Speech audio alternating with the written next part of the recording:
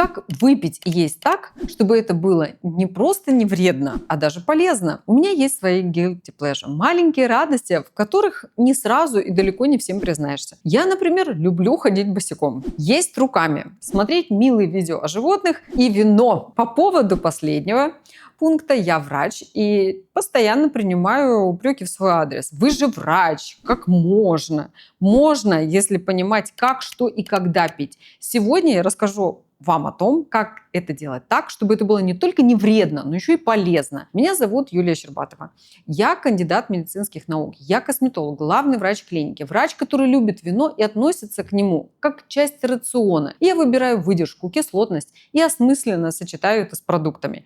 И делаю все это не ради того, чтобы расслабиться и снять тормоза, а ради вкуса и биохимии. Был у меня ролик прекрасный, который набрал больше 600 тысяч просмотров, в котором я рассказываю про одну свою прекрасную пациентку, которая перестала пить всего лишь бокал вина по вечерам и похудела больше, чем на 20 килограмм. И случился вдруг вал каких-то замечательных комментариев про то, что люди пишут: вот, я не пью и все равно набираю вес. Дорогие люди, очевидно же, что если вы не пьете и набираете вес, то вино – это не ваша проблема. Ваша проблема в другом, в избыточном поступлении калорий. Потому что если вы не пьете вино, вычеркиваем вино, и продолжаете набирать вес, то нужно заняться питанием, потому что избыточное поступление калорий с вином или без вина – ваша проблема. А в данном конкретном случае, вот у той женщины, которая похудела на 20 килограмм, когда перестала пить этот несчастный бокал вина по вечерам, заключалось в том, что вино само по себе не принесет вам очень много калорий. Ну, конечно, если это не десертное вино, сладкое-присладкое. Конечно, под бокальчик вина мы начинаем больше есть. Очень вкусно, очень прекрасно, закуска замечательная.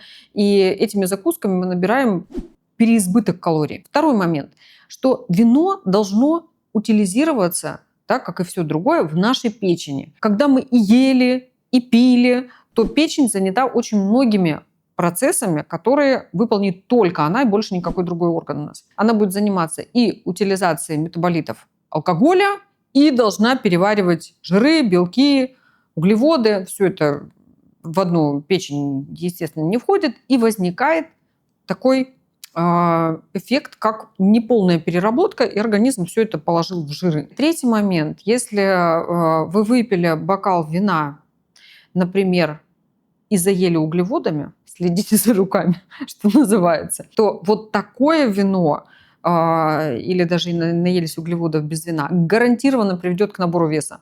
Вино тут ни при чем. Первый совет, самый главный, это качество того, что вы пьете. Внимание, будем честны.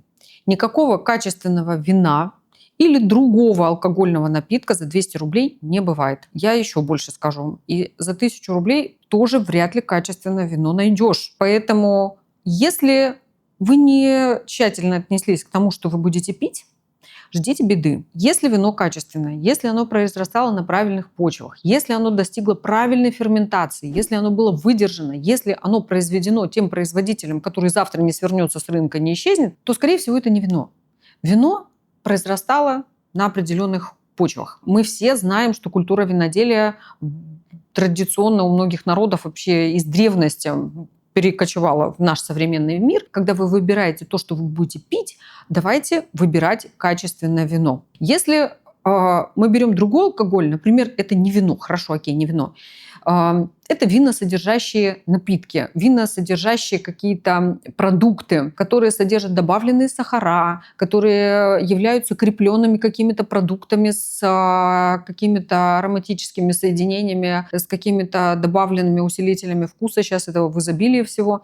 Это не имеет ничего общего с культурой потребления вина. Поэтому, если написано винный продукт или виносодержащий какой-нибудь там напиток, никогда это не выбирайте. И если уж совсем по-хорошему, да, давайте внимательнее относиться к контрафакту. Псевдоалкогольных напитков на рынке огромное количество, поэтому тщательнее относитесь к тому, что вы будете пить. И давайте так, договоримся. Если вы принимаете решение выпить, лучше реже, но качественное. Посмотрите на французов. Они выпивают вино в течение дня, вечером, и ничего плохого с ними не происходит на протяжении 90 лет.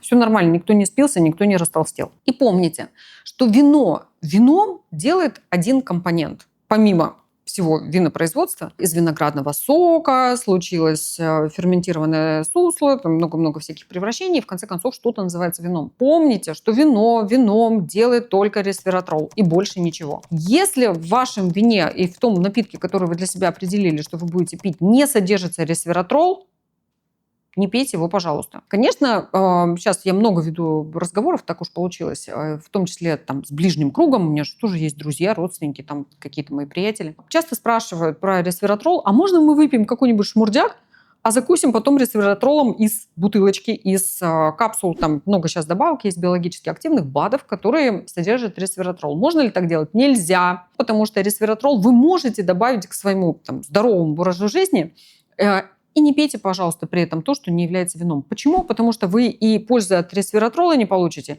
еще и вина не попьете нормального. Второй совет, ключевой совет – это умеренность потребления. Очень много разговоров ведется в контексте потребления алкогольных напитков, что да, а что нет, сколько, когда. Это можно до бесконечности об этом рассуждать. Одни исследования противоречат другим, которые были раньше, следующие исследования противоречат последним, и как-то это все очень расплывчато. Но давайте посмотрим физиологию.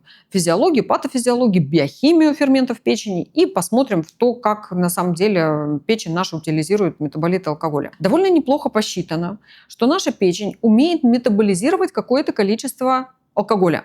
Справедливости ради, надо сказать, что вопрос не только и не столько в алкоголе, как вообще в метаболизировании любых отравляющих веществ в нашем организме. Что касается этилового спирта, он является отравляющим веществом, вы не ослышались, тогда, когда не только мы его выпили, а когда он начинает отщеплять от себя разные кусочки молекулы и превращается в довольно токсичные вещества, альдегиды, уксусную кислоту и так далее.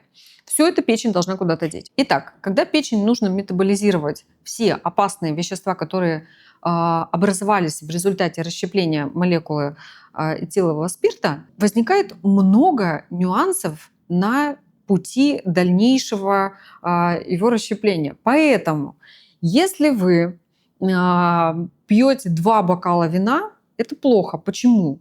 Потому что ваша доза, для мужчин, для женщин там приводятся какие-то разницы, но они несущественные. В целом это 140 мл в измерении вина. Если вы пьете крепкие напитки, бывает, все в этой жизни бывает, иногда нужно, действительно выпить, там какие-то события, еще что-то. Если это крепкие алкогольные напитки, то это 14 миллилитров. Не больше, не меньше. Поэтому определяйте свою дозу сразу на мероприятии, сколько вы будете пить. Если в ваших руках будет находиться бокал с водой или с этим же вином, который вам налили, и вы не выпили его каждый раз, ничего страшного не произойдет. Кстати, по этикету, по правильному поведению в обществе, вы можете находиться с одним бокалом вина, делая жест, как будто вы пригубили, но при этом его не пить. Это допустимо и будет выглядеть вежливо по отношению к окружающим. Итак, что касается количества. Давайте договоримся. Если у вас по результатам чекапа или какого-то разговора с узким специалистом, например, гастроэнтерологом или гепатологом, выяснились проблемы с печенью, еще эндокринологи часто такое выявляют, например, жировой гепатоз или цирроз, или вирусный гепатит, например, в виде носительства, или желчекаменная болезнь, или болезнь Жильбера, или нарушение работы цитохромов печени, или какие-то генетические мутации, которые приводят к ухудшению работы печени, от алкоголя вам лучше отказаться навсегда, как бы ни печально это звучало. Третье. Алкоголь и похудание. Мы с вами поговорили подробно в ролике, который вот здесь находится, очень подробно о том, как алкоголь связан с похуданием. А здесь я скажу сейчас кратко, что если мы хотим похудеть и пьем алкоголь, давайте договоримся.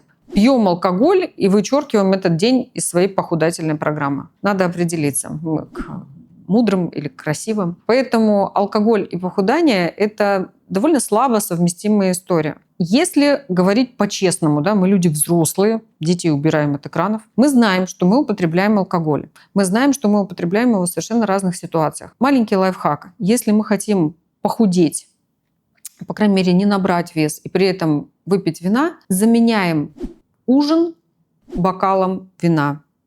В прямом смысле этого слова. Не закусываем, но это 1 бокал вина.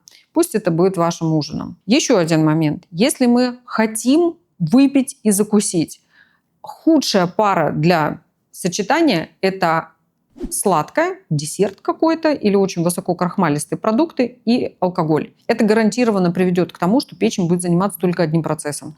И она будет утилизировать те вещества, которые для нее опаснее. Это метаболиты алкоголя. А вот все сладкое, что вы съели, крахмалистое, это все пойдет в жир. Вот прям в бока. И вот мы подходим к самому интересному. Как же сочетать алкоголь и еду? Вот мы все время про то, что нельзя, нельзя, нельзя. Как же правильно? Я опять вернусь на шажочек назад и скажу вам, что лучше всего алкоголь не закусывать. Но если так случилось, и вы на застолье или у вас прекрасный романтический ужин, сочетайте правильно алкоголь. Первое. Выбирайте выдержанные сорта алкоголя. Или крепкие напитки, в котором нет достаточного сахара, либо это вино, которое добродило до конца. Мы его называем выдержанным вином. Это вино стоит, как правило, довольно дорого. Вы можете посмотреть на этикетке в содержании остаточного сахара. На этикетке все указано. Или попросите официанта вам об этом или сомелье об этом рассказать. Иногда люди думают, что если они пьют, например, сухое вино, то там ничего нет. Или там какие-нибудь другие какие-то несладкие или полусладкие сорта, то там ничего такого нет. На самом деле нет, есть и очень много сахаров. Если вы выбираете, например, игристые напитки, то пусть на этикетке будет указано, что это вино брют, или экстра брют, или экстра драй. Вот такие подсказки вам помогут не перебрать с сахарами, даже если вы выпили какое-то количество алкоголя. Второе. Если вы с вином съедите салат, в котором много зеленых листьев, вот то, что зеленого цвета, да, какие-то куски клетчатки, это всегда будет полезнее, если вы съедите салат, например, с майонезом под это самое вино. Или если вы выпиваете вино, то вы не едите то, что содержит картошку, тыкву, кукурузу. Вот это все абсолютно точно уйдет в жиры. И если вы выбираете бокал вина и ужин какой-то, обратите внимание в то, что лучше пусть это будет стейк или морепродукты. Тогда белок и вино взаимно, да, печень будет трудно, но они переработаются, скорее всего, в пластические материалы, а не в жир. Третье. Это замечательные закуски, которые подаются к вину. Вот часто на застольях или даже дома иногда принято подавать к вину мягкий сыр, виноград и мед. Вроде бы как будто это должно все как-то пожениться там у нас и здорово утилизироваться. Нет, это плохое сочетание. Виноград и вино вычеркиваем сразу, потому что в винограде есть много фруктозы, много недобродивших сахаров, поэтому удар по печени и плюс в инсулинорезистентность мы сразу заслужили. Мягкий сыр плох вообще в сочетании с вином, потому что там много жиров, казеина и лактозы, то есть всего того, что неправильно будет сочетаться с вином и даст брожение. Изначально вообще в древности, конечно, сыр подавался вот твердый, вот этот вот, который там рубить надо было, который плотный. Вот этот сыр с высоким содержанием жира подойдет больше к вину, чем мягкие сорта сыра. Третий лишний во всей этой компании – это мед. Мед – это вообще концентрат фруктозы. Ему даже инсулина не нужно для того, чтобы утилизироваться. Организму очень сложно утилизировать и алкоголь, который в вине, и ту фруктозу, которая в меде. Поэтому, казалось бы, мелочь, но гарантированно приводит к набору веса. Не делайте так. И казалось бы, да, немножечко сыра, немножко вина, немножечко меда, немножечко фруктов. Но будем честны, мы же на этом немножечко-то не останавливаемся. И это немножечко превращается во вполне себе конкретную порцию, которую мы съели, а потом почему-то удивляемся, что в джинсы мы не входим. Итак, следуйте этим нетрудным советам, и тогда немножечко вина дадут нам радость, а не жир.